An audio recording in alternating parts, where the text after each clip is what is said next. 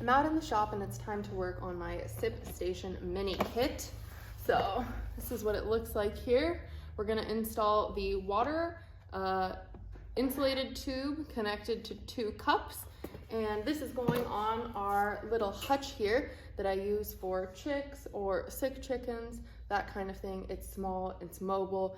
We use it kind of as a tractor. So let's get going.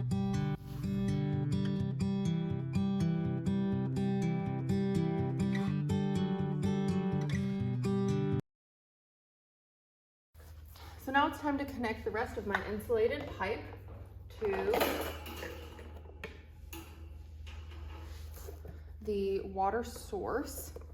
And all I'm gonna do is press them onto the T here on both sides. And really just as snug as you can get these is best, just hand tightening them on. I have another that I just put together with this insulated pipe, and there was no issue with leaking, even once you get it on about that distance there, so you can still see the final ridge. Last up is gonna be connecting the cups to this, and then we're going to tighten it all down on the cage.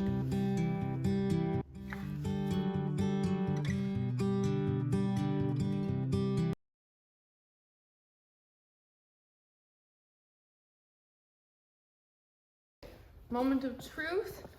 We're gonna fill the water source here. Check for any leaks. And put the lid on.